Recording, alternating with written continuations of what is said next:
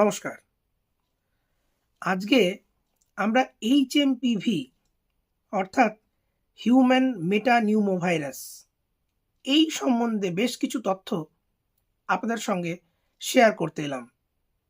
অনেকেই HMPV সম্বন্ধে অনেক তথ্য নিশ্চয়ই খবরে শুনেছেন এবং এটাও শুনতে পেরেছেন যে বেশ কয়েকজনের মধ্যে এই HMPV সেটা কিন্তু পাওয়া গেছে, অর্থাৎ এই ভাইরাসটা কিন্তু তাদের শরীরে পরীক্ষা নিরীক্ষার পর পাওয়া গেছে।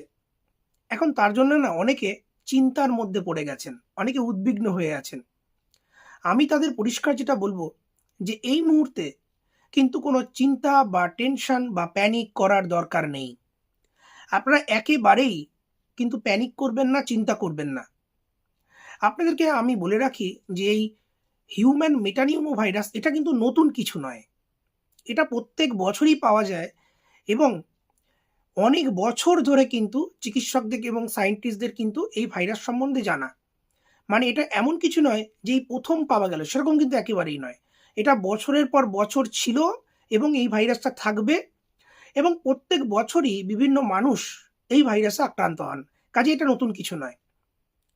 এখন যেটা মেন প্রশ্ন আসে, আপনারা জানেন নিশ্চয়ই যে চীনে অনেক মানুষজন তারা কিন্তু হসপিটালের দ্বারস্থ হয়েছেন। আসলে সমস্যাটা কি হয়, চীন থেকে অনেক সময় ইনফরমেশন না সঠিক পাওয়া যায় না। যে স্ট্রেনটা মানে যে এক্স্যাক্ট যে ভাইরাসটা চীনে পাওয়া গেছে তার যে গঠন, চীন যদি দ্রুত অন্যান্য দেশে সেটাকে পাঠায় তাহলে কিন্তু জিনিসটা পরিষ্কার হয়ে যায়।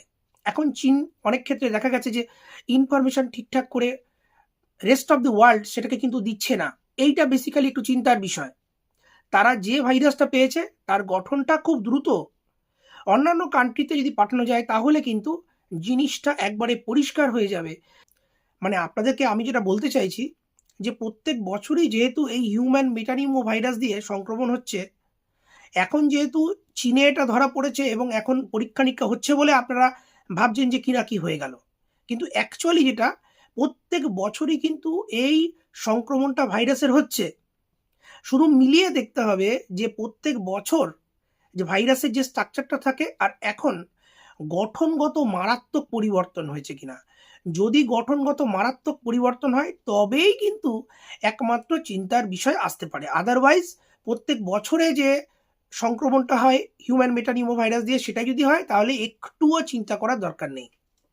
আপনাদেরকে আমি যেটা জানিয়ে রাখি যে এই ভাইরাস যদি সংক্রমণ হয় সেক্ষেত্রে কি কি লক্ষণ প্রকাশ পেতে পারে।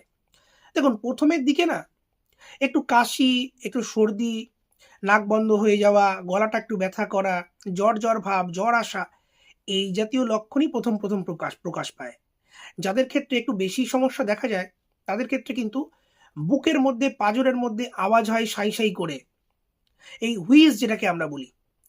অনেকের ক্ষেত্রে দেখা যায় ট্যাকিপনিয়া হচ্ছে, অর্থাৎ আমাদের যে শ্বাসের গতি সেই শ্বাসের গতি যদি বেড়ে যায় তখন আমরা সেটাকে ট্যাকিপনিয়া বলি। কারো কারো ক্ষেত্রে দেখা যায় যে দম নিতে অসুবিধা হচ্ছে, ব্রিদিং ডিফিকাল্টি হচ্ছে, শ্বাস নিতে অসুবিধা হচ্ছে, পা জোরে টান ধরছে। তো এইরকম লক্ষণ যদি একটু সমস্যা বেশি হয় তখন প্রকাশ পায়। অনেকের নিউমোনিয়া হয়ে যায়, বুকের মধ্যে সংক্রমণ হয়ে যায়, নিউমোনিয়া হয়ে যায়। যাদের ক্ষেত্রে, যে সমস্ত বাচ্চাদের ক্ষেত্রে বয়স 5 বছরের কম এবং যে সমস্ত মানুষ যাদের বয়স 65 বছরের বেশি তাদের ক্ষেত্রে সংক্রমণ হলে একটু বাড়াবাড়ি হওয়ার সম্ভাবনা থাকে। অর্থাৎ যাদের বয়স অনেকটা কম আবার যাদের বয়স অনেকটা বেশি সেই জাতীয় ক্ষেত্রে দেখা গেছে যে সংক্রমণ হলে একটু বাড়াবাড়ি হওয়ার সম্ভাবনা থাকে। আপনাদের জানিয়ে রাখি যারা অলরেডি এক্সিস্টিং ফুসফুসের কিছু রোগে ভুগছেন, যেমন ধরুন যারা হাঁপানি রোগে ভোগেন, অ্যাজমা আছে, যাদের যাদের সিওপিডি আছে, তাদের ক্ষেত্রে কিন্তু একটু বাড়াবাড়ি, এই ভাইরাস যদি শরীরে ঢুকে পড়ে তাহলে একটু বাড়াবাড়ি হওয়ার সম্ভাবনা আছে। কিন্তু আমি আবারও আপনাদেরকে যেটা বলবো, প্রথমে যেটা করতে হবে, প্রথমে যেটা মেলাতে হবে যে প্রত্যেক বছর HMPV ভাইরাস যেটা দিয়ে সংক্রমণ হচ্ছে, এই ভাইরাসের কি কোনো গঠনগত পরিবর্তন হয়েছে? যদি বেশি পরিমাণে গঠনগত পরিবর্তন হয় এবং যদি দেখা যায় যে মানুষের মধ্যে সংক্রমণ ঘটছে এবং যদি দেখা যায় যে ব্যক্তিকে আক্রমণ করেছে তার নিউমোনিয়ার মতো হয়ে যাচ্ছে, তখনই কিন্তু চিন্তার কারণ রয়েছে। কারণ বেশিরভাগ ক্ষেত্রেই দেখা যাচ্ছে মানুষ সম্পূর্ণ সুস্থ হয়ে যাচ্ছেন, তেমন বাড়াবাড়ির ঘটনা ঘটছে না। কাজেই অযথা আপনারা কিন্তু একটুও চিন্তা, প্যানিক এগুলো করবেন না। এবার আমরা আপনাদেরকে বলবো যে আপনাদের দিক থেকে আপনাদের কি কি করণীয়। আপনাদের যেগুলো করতে হবে, আপনারা এই সময়টাতে একটু হ্যান্ড হাইজিনটা মেনটেন করুন। অর্থাৎ আপনাদের হাতটা ভালো করে সাবান এবং জল দিয়ে ভালো করে ধুয়ে নেবেন। আপনারা স্যানিটাইজারও ব্যবহার করতে পারেন। এই সময়টাতে আপনারা একটু মাস্কটা ব্যবহার করুন, মাস্ক পরুন। হাইড্রেশনটা মেনটেন করতে হবে, অর্থাৎ পর্যাপ্ত পরিমাণে জল খাওয়াটা খুবই গুরুত্বপূর্ণ। যাদের ক্ষেত্রে কাশি হচ্ছে, সর্দি লেগেছে, তারা একটা রুমাল বা টিস্যু সেটা কিন্তু ব্যবহার করবেন, এবং কাশির সময় বা সর্দি বা হাঁচির সময় আপনারা সেটাকে কিন্তু নাকটা এবং মুখটা ঢেকে রাখবেন। যাদের প্রচুর পরিমাণে এরকম কাশি ঠান্ডা লেগে গেছে তাদের কাছাকাছি আপনারা যাবেন না। যারা আত্মীয় আছে তাদেরকে তো যেতে হবে, তারা অবশ্যই মাস্ক পরবেন, এবং বাড়িতে ফিরে এসে আবারও কিন্তু আপনারা হাতটা ভালো করে ধুয়ে নেবেন। এই সময়টাতে আপনারা যেটা করবেন, অনেক সময় দেখা যায় যে আত্মীয় পরিজনরা হসপিটালে ভর্তি আছে, তখন অনেকে বাচ্চা কাচ্চা নিয়েও না হসপিটালের মধ্যে চলে আসেন। সেটা কিন্তু করবেন না। অযথা বা অপ্রয়োজনে বাচ্চাদের কিন্তু হসপিটালে নিয়ে যাবেন না, ওয়ার্ডের মধ্যে নিয়ে যাবেন না। যদি বাচ্চারা অসুস্থ হয় তবে হসপিটালে দেখাতে নিয়ে যাবেন, কিন্তু এমনি বাচ্চাদেরকে হসপিটালের মধ্যে আপনারা নিয়ে যাবেন না, ওয়ার্ডের মধ্যে নিয়ে যাবেন না। কারণ একটা জিনিস জানবেন যে ওয়ার্ডের মধ্যে, হসপিটালের মধ্যে অনেক মানুষজন আছে, তারা বিভিন্ন রকমের সংক্রমণে তারা কিন্তু আক্রান্ত হয়েছে। এখন মানে যারা কাশছে, হাঁচি দিচ্ছে, তাদের ক্ষেত্রে কিন্তু ওই ভাইরাসটা এই বাচ্চা কাচ্চাদের মধ্যে চলে আসতে পারে। আমি কিন্তু আপনাদেরকে বলবো যে ছোট বাচ্চাদেরকে নিয়ে আপনারা এই মুহূর্তে প্রয়োজন না থাকলে হসপিটালের মধ্যে বা ওয়ার্ডের মধ্যে আপনারা নিয়ে যাবেন না। আরও বেশ কিছু জিনিস আপনাদেরকে করতে হবে। তার মধ্যে আমি যেটা বললাম যে পর্যাপ্ত পরিমাণে আপনাদেরকে জল খেতে হবে। আমি আপনাদেরকে বললাম যে আপনারা রুমাল বা টিস্যুটা আপনারা ব্যবহার করবেন। অযথা আপনারা কিন্তু হসপিটালের মধ্যে যাবেন না, সেটাও আমি বললাম।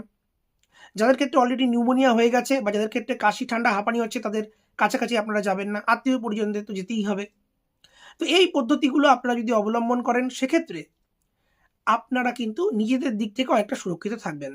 নেক্সট আমি যেটা বলবো, আপনাদের রোগ প্রতিরোধক ক্ষমতা সেটাকে অ্যাক্টিভ রাখতে হবে, সচল রাখতে হবে। রোগ প্রতিরোধক ক্ষমতাটাকে বাড়ানোর চেষ্টা করতে হবে।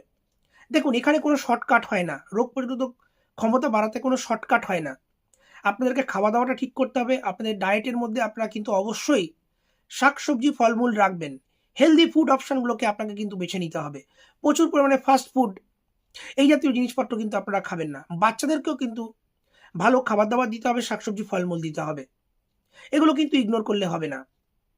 আমি কিন্তু আপনাদেরকে বলবো, যদি প্রয়োজন লাগে, চিকিৎসকরা যদি বলে থাকেন, সেক্ষেত্রে আপনারা ভিটামিন যদি তারা দিয়ে থাকেন সেটাও আপনারা খেতে পারেন।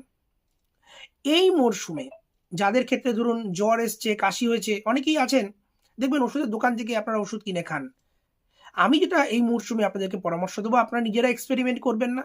স্থানীয় যে কোনো চিকিৎসক অথবা হসপিটালে গিয়ে আপনারা আগে নিজেদেরকে দেখিয়ে তারপরেই কিন্তু ওষুধ কিনে খান। একটা জিনিস মনে রাখবেন যে অনেক সময় দেখা যায় আপনারা কিনে খাচ্ছেন, ওষুধ কিনে খাচ্ছেন, আপনাদের মনে হচ্ছে উন্নতি হয়ে গেল, কিন্তু ভেতরে ভেতরে আপনার পরবর্তীকালের জন্য কিছু অবনতি হয়ে গেল কিনা সেটাও কিন্তু একটা বিবেচ্য বিষয়। কাজেই আমি বলবো এই সময় নিজেরা এক্সপেরিমেন্ট না করে চিকিৎসকের পরামর্শ অনুযায়ী কিন্তু আপনাদেরকে ওষুধপত্রগুলো খাওয়াটাই বুদ্ধিমানের কাজ। এবার দেখা গেল কিছু সিমটোম্যাটিক, মানে আপনাদেরকে জানিয়ে রাখি যে এই রোগের কিন্তু একবারে ডেফিনিট কোনো চিকিৎসা নেই। অর্থাৎ এই ভাইরাসের জন্য এখনো কোনো টিকা বা কোনো ওষুধ আবিষ্কৃত হয়নি। তাহলে পুরোটাই ট্রিটমেন্টটা হচ্ছে সাপোর্টিভ, কনজারভেটিভ ট্রিটমেন্ট। আপনাদেরকে কি করতে হবে সাপোর্টিভ ট্রিটমেন্টের মধ্যে? যদি জ্বর আসে, আপনাদেরকে প্যারাসিটামল খেতে হবে। আপনারা কিন্তু জলটা যেরকম বললাম, একটু মানে পর্যাপ্ত পরিমাণে আপনারা জল খাবেন। আপনাদেরকে জানিয়ে রাখি যে এই রোগে অ্যান্টিবায়োটিকের তেমন কোনো রোল নেই। অর্থাৎ যেহেতু এটা ভাইরাস সংক্রমণ, কাজে অ্যান্টিবায়োটিকের রোল নেই, কিন্তু একটা পরিস্থিতিতে অ্যান্টিবায়োটিক দিতে হতে পারে। যদি দেখা যায় যে ভাইরাস দিয়ে সংক্রমণ হয়েছে, আবার কোনো কারণে ব্যাকটেরিয়াও আপনার শরীরের মধ্যে ঢুকে পড়েছে, তাহলে কিন্তু সেক্ষেত্রে অ্যান্টিবায়োটিক আপনাকে দিতেই হবে। আর আমরা বললাম যে ওআরএস আপনাদের খেতে হবে পর্যাপ্ত পরিমাণে, কিন্তু আপনাদেরকে জল খেতে হবে। যাদের ক্ষেত্রে কাশি হচ্ছে তারা কাশির সিরাপ খেতে পারবেন। অল্প কিছু ক্ষেত্রে দেখা গেছে স্টেরয়েডের রোল পাওয়া গেছে। আর যারা হসপিটালে ভর্তি করতে হচ্ছে, যদি যাদের ক্ষেত্রে একটু বাড়াবাড়ি হয়ে যাচ্ছে, বেশি নিউমোনিয়া একটু বাড়াবাড়ি হয়ে যাচ্ছে, শ্বাসকষ্ট হচ্ছে, উইজ যেটা আমরা বললাম যে সাই সাই করে বুকের মধ্যে আওয়াজ হওয়া, এই জাতীয় ঘটনা ঘটছে, তাদেরকে তো হসপিটালে ভর্তি করতে হবে। তখন আমরা কি করি? অক্সিজেন দিই, স্যালাইন দিতে হবে, ঠিক আছে? তো এগুলো দিয়ে আপনাকে কিন্তু সবসময় আপনার হাইড্রেশন স্ট্যাটাস এবং আপনার যে স্যাচুরেশন সেগুলো কিন্তু ঠিকঠাক আপনাদের রাখতে হবে। অক্সিজেনের স্যাচুরেশনটা আপনাদেরকে কিন্তু ঠিকঠাক রাখতে হবে। এবার আপনারা বলতে পারেন যে এই যে ভাইরাসের কথা আমি বলছি সেটা কিভাবে স্প্রেড করে, অর্থাৎ কিভাবে ছড়িয়ে যাচ্ছে মানুষের মধ্যে। আপনাদেরকে জানিয়ে রাখি, একটা হচ্ছে ডিরেক্ট কন্ট্যাক্টে ছড়াতে পারে। কেউ ধরুন কাশছে বা হাঁচি দিচ্ছে, ভাইরাস একজনের থেকে অন্যজনে চলে যেতে পারে। ধরুন একজনের HMPV হয়েছে, সে ধরুন কোনো একটা সারফেস ধরলো বা কোনো একটা মোবাইল ধরলো বা কোনো একটা দরজা ধরলো, এবার আপনি সেই বস্তুটাকে আবার ধরলেন বা মোবাইলটাকে ধরলেন, তাহলেই কিন্তু ভাইরাস আবার আপনার শরীরের মধ্যে চলে যেতে পারে। তো এইরকম করে কিন্তু এটা স্প্রেড করে। তো আমি আপনাদেরকে আবারও যেটা আমি আপনাদেরকে বলবো যে এখনই কোনো চিন্তা বা টেনশন কিছু করার দরকার নেই, কোনো প্যানিক করবেন না। সঠিক তথ্য অবশ্যই আপনাদের ফ্রেন্ডস, ফ্যামিলি, বন্ধু বান্ধবীদের মধ্যে শেয়ার করুন। কিন্তু কোনো খবর যদি আপনাদের মনে হয় যে না এই খবরটা সঠিক বলে মনে হচ্ছে না, তাহলে আপনারা সেটাকে কিন্তু একবার ক্রস ভেরিফাই করে তবে কিন্তু ফরওয়ার্ড করবেন। আর যেগুলো আমি বললাম যে বাচ্চাদের ক্ষেত্রে যাদের বয়স 5 বছরের কম এবং বয়স্কদের ক্ষেত্রে যাদের বয়স 65 বছরের বেশি, তাদের ক্ষেত্রে ভাইরাস সংক্রমণ বা অন্য যে কোনো ব্যাকটেরিয়া বা ভাইরাস সংক্রমণ তারাও কিন্তু একটু বাড়াবাড়ি করতে পারে। দেখুন, আপনাদেরকে জানিয়ে রাখি যে এই যে শীত যখন পড়ে তখন না বিভিন্ন রকমের রেসপিরেটরি বিভিন্ন রকমের ভাইরাস তারা আক্রমণ করে, তারা শরীরের মধ্যে ঢুকে পড়ে এবং বিভিন্ন রকমের রোগভোগ তৈরি করে। এখন আপনারা একটা জিনিস দেখুন, যদি আপনাদের অল্প ঠান্ডা কাশি লাগে তাহলেই কি আপনারা ভাইরাসের টেস্ট করান না তো। বেশিরভাগ মানুষই সেটা করে না। তো এই সময় যাদের ক্ষেত্রে দেখা যাচ্ছে যে নিউমোনিয়ার মতো পরিস্থিতি হয়ে যাচ্ছে, বাড়াবাড়ি হয়ে যাচ্ছে, তাদের ক্ষেত্রে কিন্তু এই জাতীয় পরীক্ষা, এখন এই HMPVর পরীক্ষাটা করাতে হতে পারে। করে মূলত যেটা দেখতে হবে যে এই ভাইরাসের স্ট্রাকচারটা দেখতে হবে। কি মানে কোনো কারণে দেখা গেল যে আগে যা পাওয়া যেত তার থেকে মেজর চেঞ্জ হয়েছে কিনা। যদি মেজর চেঞ্জ হয় তাহলে বরঞ্চ একটু চিন্তা থাকছে, আর যদি মেজর চেঞ্জ না হয় তাহলে কিছুই চিন্তা থাকছে না, ভাইরাস ধরা পড়লেও কোনো চিন্তা থাকছে না। আপনারা দিব্যি যেরকমের কাজকর্ম করছিলেন সেরকমই কিন্তু আপনারা কাজকর্ম করবেন, আপনাদের কোনো বাধ্যবাধকতা থাকবে না। শুধুমাত্র কিছু বেসিক স্টেপস আপনাদেরকে কিন্তু ফলো করতে হবে, যেগুলো আমি বললাম যে জল বেশি করে খাওয়া, মাস্ক পরা, স্যানিটাইজ করা, হাতটা ভালো করে ধুয়ে নেওয়া এবং যখন হাঁচি কাশি হবে তখন রুমাল বা টিস্যু দিয়ে নাকটা এবং মুখটা আপনাদেরকে ঢেকে রাখতে হবে। এবং আপনারা অযথা মুখে, নাকে, চোখে হাত দেবেন না। তো এগুলো কিন্তু আপনাদেরকে মেনটেন করলে আপনারা অনেকটাই সুরক্ষার মধ্যে আপনারা কিন্তু থাকবেন। আমি যেটা আরও বললাম যে চীনের ব্যাপারটা বললাম, কারণ সেখান থেকে অনেক সময় ইনফরমেশন পাওয়া যায় না, সঠিক তথ্যটা পাওয়া যায় না। সঠিক তথ্যটা পাওয়া খুবই গুরুত্বপূর্ণ। না হলে কিন্তু যদি কোনো কারণে চীন তথ্য গোপন করে রাখে তাহলে কিন্তু সেটা পরবর্তীকালে বিপদ হতে পারে। আপনারা হয়তো জানেন যে আস্তে আস্তে করে ইনফরমেশন আমরা পাচ্ছি, যেগুলো পাচ্ছি আপনাদের কাছে শেয়ার করছি। এবং বিশ্বের অন্যান্য বেশ কিছু দেশও কিন্তু এই HMPV টেস্ট করে তারা পজিটিভ পেয়েছে। কিন্তু এখনও যেটা আমি বললাম যে মেজর যে শিফট, মানে মেজর যে চেঞ্জ ভাইরাসের, সেটা কিন্তু এখনো পর্যন্ত কোনো দেশেই পাওয়া যায়নি। তো যতক্ষণ না সেটা পাওয়া যাচ্ছে ততক্ষণ কিন্তু আমরা আপনাদেরকে যেরকম করে বলছি সেটাই কিন্তু আপনারা নিজেদেরকে প্রোটেকশন করুন। আর ওষুধের মধ্যে যেগুলো আমি বললাম যে জ্বর হলে একটু প্যারাসিটামল, কাশি হলে একটু কাশির ওষুধ, স্যালাইন, নেজাল ড্রপ, এগুলোই কিন্তু আপনারা ব্যবহার করবেন। আপনারা চেষ্টা করবেন যাতে আপনাদের রোগ প্রতিরোধক ক্ষমতা সেটা বৃদ্ধি করা যায় বা সেটাকে অ্যাক্টিভ রাখা যায়, সচল রাখা যায়, সেটাকে কিন্তু চেষ্টা করতে হবে। সেটা কিন্তু কোনো শর্টকাট হয় না, এটা কিন্তু একটা কন্টিনিউয়াস প্রসেস।